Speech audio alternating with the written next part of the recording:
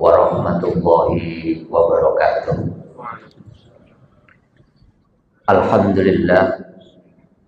Alhamdulillahilladzi farada siyam fi syahri Ramadan wa anzalal qur'ana wa fiha khairum min alfi syahrin. Asyhadu an la ilaha illallah wa asyhadu anna Muhammadar Rasulullah. Allahumma shalli wa sallim wa barik ala sayyidina wa maulana Muhammadin wa ala alihi wa ashabihi ajma'in.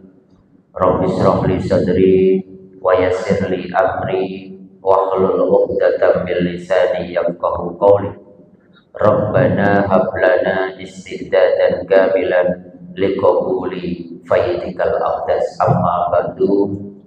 Yang saya hormati, yang saya muliakan Bapak Ibu dan saudara-saudaraku, para tamu Allah di rumah Allah yang sangat mulia Masjid Asy-Syifa ini. Alhamdulillahirabbil alamin. Mari kita senantiasa berikhtiar untuk menjadi hamba Allah yang pandai bersyukur atas segala titipan karunia, titipan nikmat, titipan pertolongan, kemudahan dan apapun bentuknya dari Allah.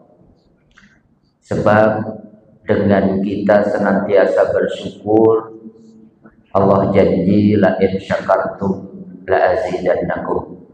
Allah akan jaga nikmat yang Allah telah titipkan kepada kita, tetapi dengan syukur Allah juga tambahkan nikmat yang lebih banyak lagi. Wabil khusus nikmat panjang umur, sehingga tahun ini kita masih dipertemukan dengan bulan ke-9 dalam kalender Hijriah, bulan yang sangat istimewa, bulan yang sangat mulia, bulan yang di dalamnya kita diundang oleh Allah sebagai tamunya, yaitu bulan suci Ramadan. Kadang kita tidak menyadari betapa umur panjang ketemu Ramadan itu diharapkan banyak orang dan tidak semua mendapatkannya. Dari bulan Rajab dan bulan Sya'ban kita diajarkan salah satu doa, salah satunya adalah Allahumma sallimni ila Ramadan wa sallim Ramadan li wa tasallamhu minni mutaqabbal. Ya Allah, hantarkan aku punya umur panjang ketemu bulan Ramadan, dan semoga bulan Ramadan yang suci juga berkenan menyambutku sebagai tamunya, dan semoga nanti di bulan Ramadan aku bisa persembahkan amal-amal terbaik yang dapat Engkau terima. Alhamdulillah, doa-doa itu salah satunya hari ini kita duduk di sini berarti doa kita dikabulkan. Allah hantarkan kita ketemu Ramadan. Maka mari kita syukuri dengan menjadikan bulan ini jangan sekedar bulannya saja yang istimewa, tapi kita tidak istimewa. Karena apa? Menjalaninya dengan amalan-amalan yang biasa-biasa saja. Padahal ini bulan yang istimewa. Yang kedua, Bapak, Ibu, dan saudara-saudaraku, pada kesempatan siang hari ini saya ingin berbagi hadis pendek yang diriwayatkan oleh Imam Abu Dawud dan Imam At-Tirmidzi. Yang hadis ini isinya sangat berkaitan dengan apa yang kita lakukan selama bulan suci Ramadan. Hadis ini membincangkan tentang al-jannatu mushtaqatun ila arba'ati nafarin. Kata Rasulullah, surga itu sangat merindukan kehadiran 4 golongan, 4 orang atau 4 manusia yang punya sifat-sifat yang nanti disebutkan dalam hadis Nabi. Siapa yang tidak menginginkan surga, bahkan seluruh peribadatan kita lakukan salah satunya demi mendapatkan ridha Allah dan mendapatkan tiket surganya. Tetapi Rasulullah memberikan kabar gembira kepada kita, surga tidak hanya kita dapatkan, tetapi surga malah menanti, merindukan kedatangan kita kalau kita punya 4 kualitas yang ada di dalam hadis ini. Siapakah orang-orang yang dirindukan surga? Pertama adalah talil Quran.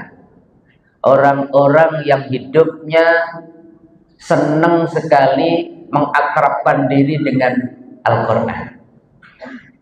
Kita tahu bulan Ramadan selain identik dengan bulan puasa, juga identik dengan Syahrul Quran, bulan Al-Quran.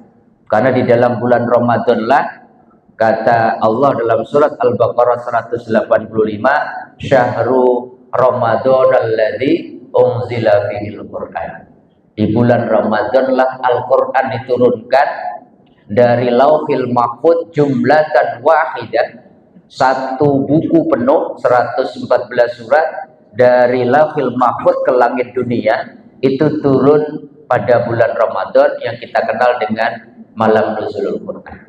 Baru kemudian dari langit dunia diturunkan lewat malaikat Jibril kepada Rasulullah Kanjeng Nabi selama 22 tahun 2 bulan 22 hari selama kenabian dan kerasulan. Maknanya apa? Kalau kita pengen dirindukan surga, ayo mengakrabkan diri dengan Quran, mumpung Ramadan bulan Quran. Rasulullah mengatakan Al-Quran ma'dubatullah. Al-Quran itu sajian rohani yang ditawarkan Allah buat kita. Maka Rasulullah mengatakan fa'tumal dubatakum masyi'tum. Hendaklah kalian mencicipi hidangan rohani yang namanya firman-firman Allah, ayat-ayat suci itu semampu kalian. Bapak Ibu mungkin punya target Ramadan tahun ini berapa kali khatam. Kalau mampunya mencicipi Al-Quran 1 hari 1 juz, Masya Allah. Pak Ustadz nggak kuat, cuma setengah juz, Alhamdulillah. Pak Ustadz karena kalau weekday kemudian kerja hanya mampu beberapa lembar, silahkan. Pak Ustadz saya masih belajar, Ramadan tahun ini mulai lancar, saya bisa 1 lembar 1 hari, Alhamdulillah. Tapi jangan pernah Quran yang begitu luar biasa, hidangan rohani yang ditawarkan Allah itu tidak kita cicipi, yang belum bisa belajar. Karena kita diperintahkan suruh baca, pasti Allah kasih kemampuan untuk baca, tinggal mau atau tidak. Yang sudah bisa baca diterjemahkan, dipahami, ditafsirkan. Yang sudah itu dilanjutkan mengakrabkan diri dengan Qur'annya, dengan mentadaburinya. Baru kemudian idealnya Al-Quran itu kemudian diamalkan dalam kehidupan sehari-hari. Maka Rasulullah memberikan motivasi kepada kita, Masya Allah. Rasulullah mengatakan man qara'a Qur'an, barang siapa membaca Quran, maka 1 huruf, bukan 1 kata, 1 huruf diberikan 1 kebaikan dikalikan 10. Bapak Ibu pernah hitung di dalam Al-Quran yang 114 surat itu berapa huruf? Imam Syafi'i pernah menghitungkan buat kita. Kata Imam Syafi'i 1 Al-Quran itu jumlahnya 1.027.000 huruf. Berarti kalau kita khatam, maka dikalikan 10, berarti 10.270.000. Bahkan kalau di bulan Ramadan dikalikan 70. Sudah bingung kita hitungnya. Tetapi bukan hanya itu. Kalau bisa kita mengakrabkan diri dengan Quran, seperti Kanjeng Nabi mengatakan man ahabba ayyuhaddisa rabbahu falyaqra'il Quran. Kalau kalian pengen ngobrol sama Allah, pengen dialog sama Allah, pengen curhat sama Allah, maka baca Quran. Maka fungsi Quran bukan sekedar bacaan yang kita baca dapat pahala, itu sudah luar biasa. Tapi kalau bisa, kalau kita pengen curhat, ngobrol sama Allah, segera ambil air wudhu, bersuci, baca Quran. Syukur-syukur kemudian kita naikkan levelnya Quran itu kita akrabi, kita baca untuk apa? Syahrul Ramadan alladzi unzila fil Qur'an hudal linnas. Fungsi Quran yang utama adalah sebagai buku petunjuk dalam kehidupan kita, seperti kompas, sehingga kemudian kita bisa tahu mana yang hak, mana yang batil. Hudal linnasi wa bayyinatin minal huda wal furqan, yang akan menjelaskan persoalan-persoalan kehidupan kita. Fungsi Quran juga furqan, bisa membedakan mana yang hak, mana yang batil, mana yang haram dan mana yang halal dan seterusnya. Sehingga kalau Quran menjadi pedoman hidup kita, kita punya cahaya. Dengan cahaya itu dunia kegelapan ini kita bisa sinari, sehingga kita tidak terantuk, kita tidak salah jalan dengan Al-Quran. Ayo, kita masih ada, ini hari ke-5, masih ada 24, maksimal 25 hari lagi. Niatkan, minta petunjuk, minta kekuatan, minta bimbingan Allah. Ya Allah, saya ingin akrab dengan Quran, berikan aku kemampuan, kenikmatan membacanya, mencicipinya, memahaminya dan mengamalkan, sehingga kita termasuk orang-orang yang dirindukan surga. Amin. Amin ya rabbal alamin. Yang kedua apa, Bapak Ibu dan saudara-saudara sekalian? Rasulullah mengatakan orang-orang yang didirikan surga adalah wahafidil lisan. Orang-orang yang mampu menjaga lisannya. Ini kelihatan sepele, tetapi lisan itu punya posisi, apakah kita selamat atau tidak tergantung bisa menjaga lisan atau tidak. Bahkan ada seorang sahabat bertanya, ya Rasulullah, beri aku jangan, yang kalau jangan itu jangan panjang-panjang tapi menyelamatkanku. Maka Rasulullah kemudian meletakkan jari telunjuknya di lisannya dan mengatakan, jaga lisanmu. Salamatul insan fi hifdil lisan. Selamatnya manusia tergantung bisa jaga lisan atau tidak. Bahkan Rasulullah mengatakan, man yatmanuli ma baina lihyaihi wa ma baina rijlaihi admanu alaihil jannah. Barang siapa mampu menjaga apa yang ada di antara dua janggutnya, yaitu lisannya, dan mampu menjaga apa yang di antara dua kakinya, yaitu kemaluannya, maka admanu alaihil jannah. Rasulullah mengatakan, saya jamin di hadapan Allah, saya jamin di hadapan surga.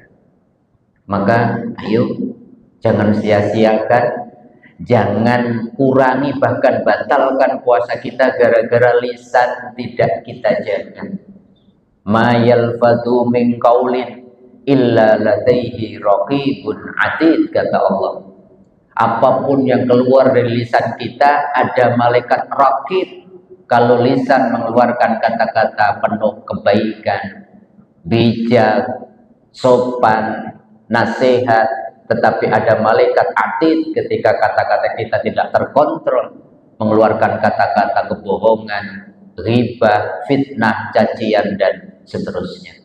Maka pilihannya apa, Bapak Ibu? Kalau kita mau selamat di dunia sekaligus akhirat, bahkan kita didirikan surga, pilihannya cuma dua. Rasulullah mengatakan, man kana yu'minu billah wal yaumil akhir. Barang siapa percaya sama Allah bahwa nanti ada hari akhirat, mempertanggungjawabkan apa yang yang telah kita lakukan, pilihannya cuma dua, kata Rasulullah. Kul khairat au liyas. Berkatalah yang baik, berkatalah yang ada manfaatnya. Kalau belum bisa berkata yang baik, belum bisa bicara yang santun, yang ada manfaatnya, au liyasmut, maka diam akan lebih menyelamatkan buat kita.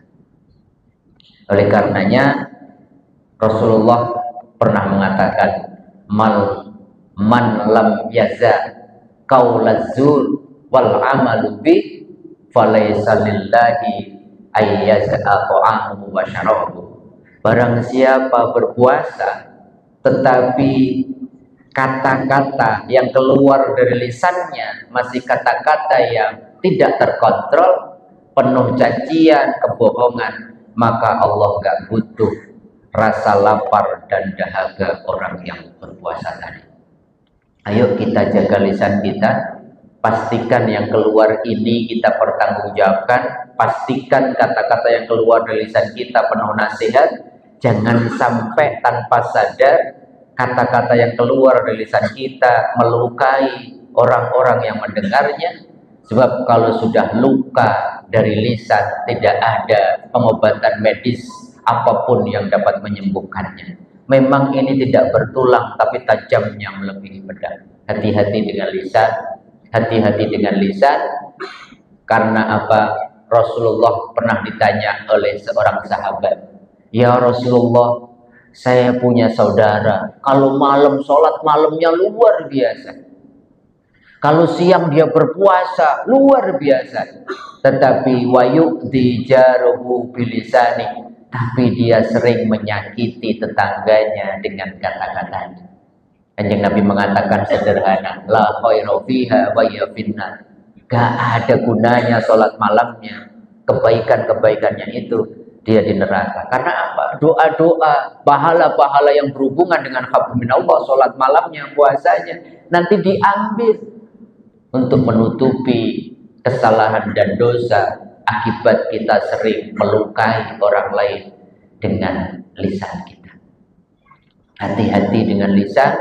Kalau kita pengen dirindukan surga, jaga lisan kita. Pastikan ini lisan yang menjadi saksi di hadapan Allah dan akan membela kita, karena lisan ini selalu digunakan untuk kebaikan dan berzikir kepada Allah Subhanahu wa ta'ala. Yang ketiga, apa yang menyebabkan seseorang dirindukan surga yang ada hubungannya dengan bulan Ramadan? Rasulullah mengatakan wa mut'imil ji'an, yaitu orang-orang yang dengan senang hati, rela, ridho berbagi makanan yang dia punya untuk memberikan makan kepada orang-orang yang lapar.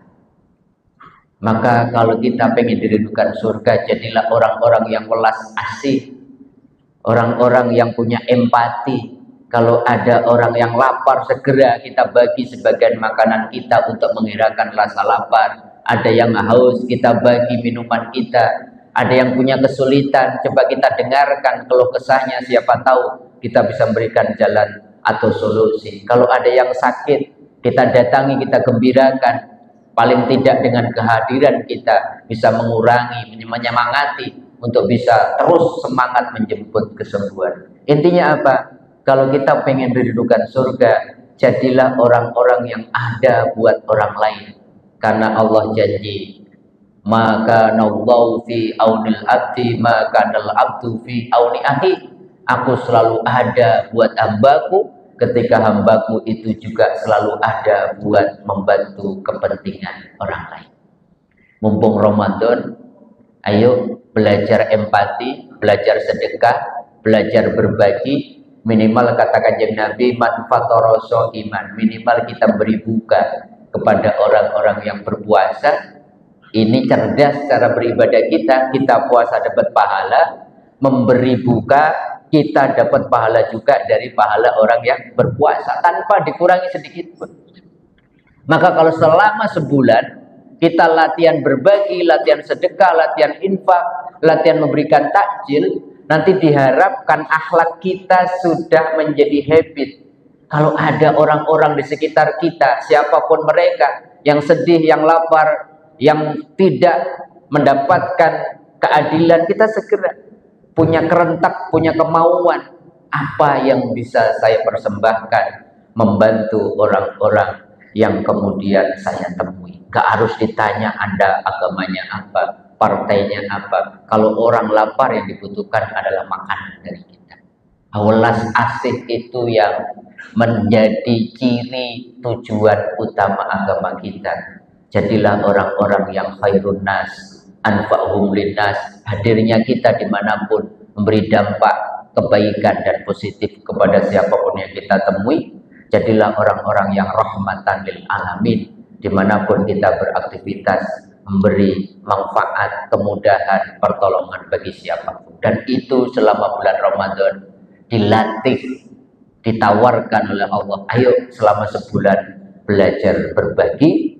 Dan itu terkonfirmasi Sayyidah Aisyah, istri Kanjeng Nabi, mengatakan, karena Rasulullah SAW ajwadun nas.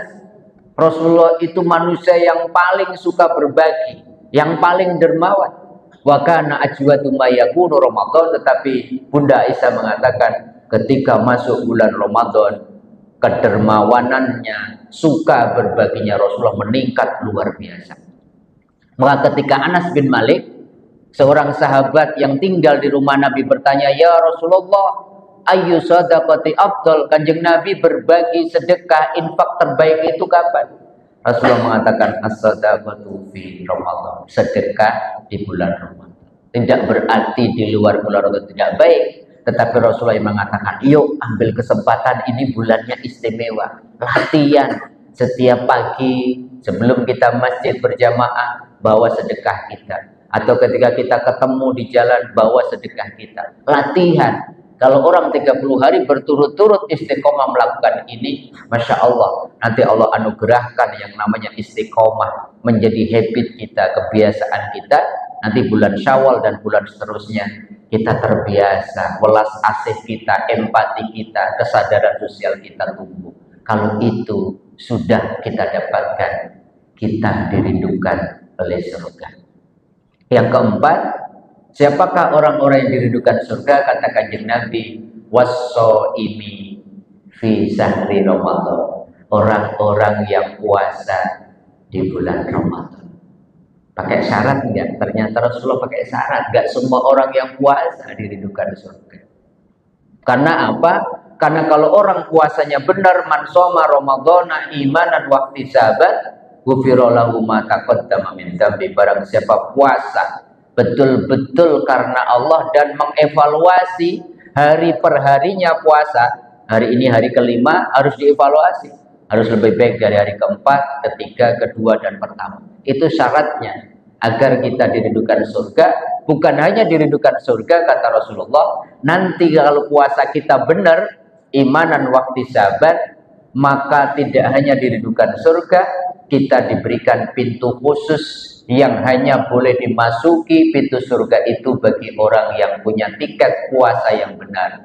Namanya Babur Royan, pintu Ar-Royan. Cuman pertanyaannya, Bapak Ibu, mohon maaf, pernah nggak kita ini mengevaluasi puasa kita? Berapa kali kita puasa? Saya 51 sekarang. Anggaplah mulai 10 tahun lah puasanya benar gitu. Berarti sudah 41 kali puasa. Pernah nggak sih kita evaluasi puasa kita, apakah seperti puasa-puasa sebelumnya, ataukah puasa kita semakin tahun semakin meningkat? Sederhananya begini, apakah puasa kita masih puasa fisik? Karena puasa itu latihan, sebenarnya ini panjang sebenarnya. Puasa itu latihan 3 hal. Pertama, latihan punya pengendalian diri. Coba cek hari kelima ini marahnya sudah berkurang. Keinginan untuk bohong sudah berkurang belum? Karena semua persoalan di dunia ini, kata para ulama, kuncinya cuma satu, betapa kita tidak bisa mengendalikan diri. Korupsi itu gara-gara nggak imsak, nggak bisa menahan diri. Perang di mana-mana nggak bisa imsak. Orang marah gara-gara nggak imsak. Laki-laki dan perempuan, suami istri ke pengadilan agama gara-gara betapa masing-masing tidak bisa menahan. Termasuk, mohon maaf, kesehatan kita, kolesterol, asam urat, betapa kita tidak bisa menahan diri. Rasulullah standarnya jelas kalau makan. Apa Bapak Ibu? Makanlah ketika lapar, berhentilah sebelum kenyang. Nah, kita enggak. Makanlah selagi ada, berhentilah sampai habis. Kalau belum habis, nggak berhenti. Maka ya karena kita tidak bisa imsak, menahan diri, maka segalanya ruwet. Kesehatan kita tidak seimbang lagi. Padahal Allah menciptakan manusia apa? Laqad khalaqnal insana fi ahsani taqwim. Sebenarnya sudah ada auto imsak. Di dalam tubuh manusia itu sebenarnya ada indikator kalau tidak seimbang lagi, kalau over, kalau offset itu sudah ada indikatornya. Oh ya Allah, nggak enak. Karena sudah terbiasa nggak enak pun dibiarkan, kolesterol pun diabaikan, sehingga indikator-indikator auto imsaknya jadi ruwet selama 11 bulan. Bulan Ramadan Allah tawarkan, yuk diseimbangkan lagi. Puasa sebenarnya latihan itu. Yang kedua, jangan-jangan puasa kita, ini evaluasi buat saya juga, ternyata cuman puasa fisik, nggak makan, nggak minum, nggak melakukan hubungan suami istri dari terbit fajar sampai terbenam matahari. Padahal puasa itu mempuasai, menahan diri dari segalanya, bukan karena mencegah dari hal yang membatalkan, tapi kalau bisa kita puasa jangan sampai puasa kita pahalanya tidak diterima. Saya ingin sampaikan satu ayat sebelum kita tutup kajian kita.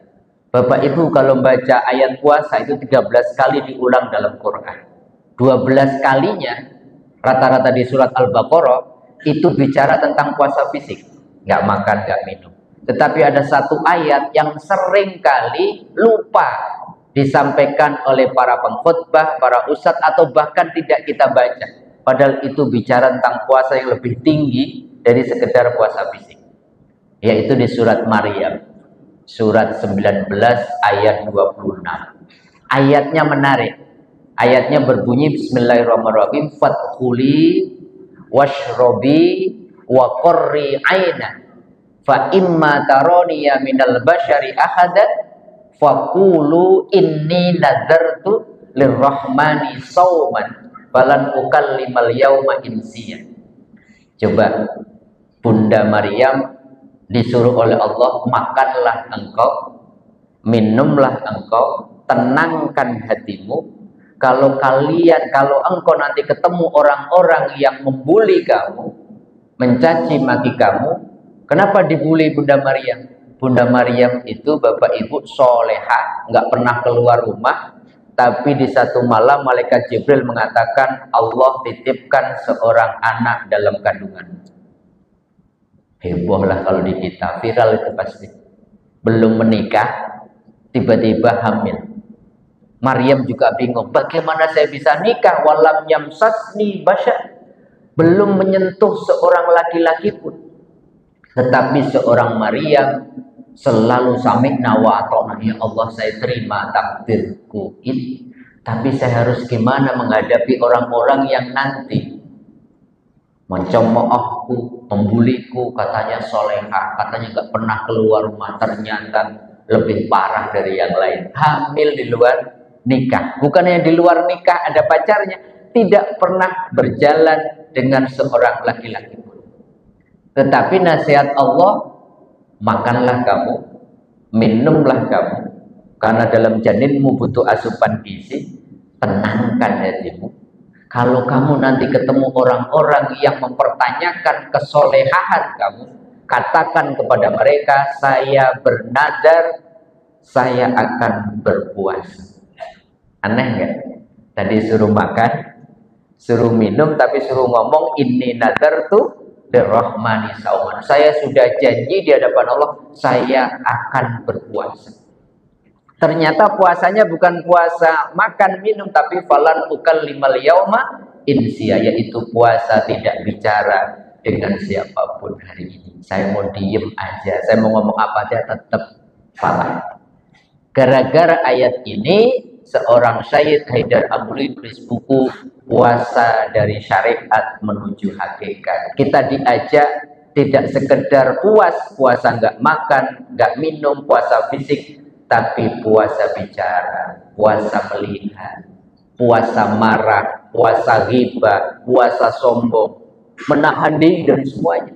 Maka level kita akan naik, betul-betul kita la'alakum tatakun. Oleh karenanya, kalau kita pengen didudukan surga, yuk puasa kita masih ada beberapa hari ke depan. Jangan sekedar kemudian gak makan, gak minum kita merasa puas. Jangan sampai tadi Rasulullah mengatakan kam min so'imin, betapa banyak orang yang puasa gak dapat apa-apa kecuali lapar dan dahaga. Dia memang gak makan, tapi Masya Allah lisannya pedes banget. Levelnya level 5. Setiap orang diomongin. Matanya coba ditahan, Berpuasa melihat hal-hal yang Allah tidak ridho. Kalau nggak bisa melihat sesuatu yang baik, tundukkan pandangan. Puasa ghibah, puasa iri, puasa korupsi, puasa melanggar lalu lintas, dan segalanya. Yang repot Bapak Ibu, kalau mau jujur, semua indikator selama bulan Ramadan itu sesuai dengan pesan Ramadan nggak? Menahan diri. Ternyata sebaliknya. Inflasi itu paling tinggi bulan apa? Bulan Ramadan. Padahal Ramadan itu saatnya kita menahan diri. Ibu-ibu biasanya saya tanya, ibu mohon maaf laporan dari dapur biasanya bulan Ramadan lebih banyak apa lebih sedikit pengeluarannya? Rata-rata lebih banyak. Padahal Allah kira-kira mengatakan begini, 11 bulan kamu makan udah gak terkontrol, sebulan ini dikontrol ya. Kalau biasanya 10 makan 5, yang 5 dibagi buat orang-orang yang tidak punya makan untuk berbuka. Beli pakaian, baju baru, semua indikatornya naik. Padahal selama 11 bulan kalian boleh, tapi sebulan ini imsak. Lihat aja nanti laporan dari kepolisian, pelanggar lalu lintas turun apa meningkat. Kalau meningkat, ya nggak puasa. Saya selalu kalau berangkat setiap hari itu menjelang buka, karena ngisi ngabuburit, dan biasanya orang mohon maaf dengan niat ya Allah saya pengen buka dengan keluargaku di rumah. Jam 5 sampai jam 6 itu kayaknya lampu merah dianggap hijau semua. Padahal latihan imsak suruh menahan diri. Kalau ada OTT juga bulan Ramadan berarti imsaknya nggak jalan.